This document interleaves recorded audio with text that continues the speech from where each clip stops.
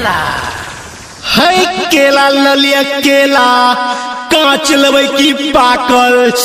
मोट लेबै की पातर रे छोरा की गे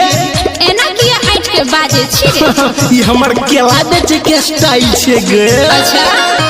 हे रे बेचे छही महंगा तो चाही हमरा सस्ता देबे त दे न त जो अपना रसता गए एना नहीं बात अरे बाजबे की बेचे छही महंगा तो चाही हमरा सस्ता देबे त दे न त जो अपना रसता अच्छा हम बेचे न देबो लगा के ठेला है आबै गे छौरी हमर लले केला अच्छा हाँ करे नहीं हमरा संगे कोनो खेला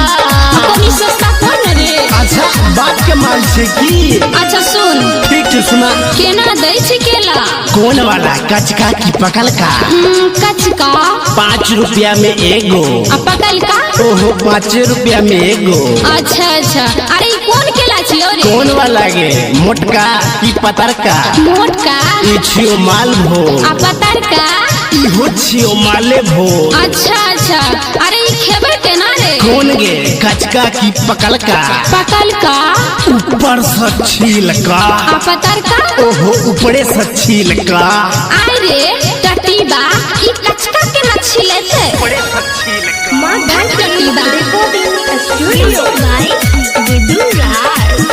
हेरे लागो छछरी तोर गंदा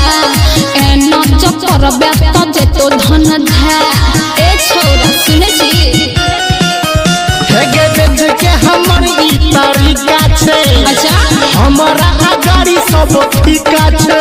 तोरा बात पलहग जतय तमेला हे आबै के छौरी हमर लले केला हाँ करे ने हमरा संगे कोनो खेला किया रो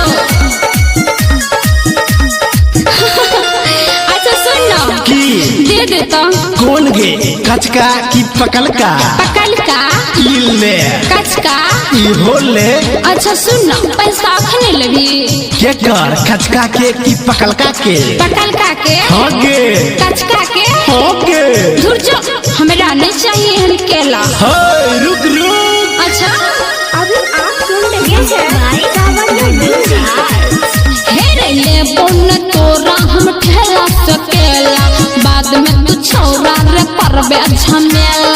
ए छोरा किया गे अहिना हे गे केला हमर बड़ नामी छे जो जो पैसा है कौड़ी में दामी छे जे सुननी कोनी ढला छी तू बकलो होला हे आबै गे छौरी हमर लले केला जो जो हाँ पाकल काच दुनु लले केला नहीं लेबो हे गे तोरा लठार हम केलो ठेला अच्छा हे आबै गे छौरी हमर लले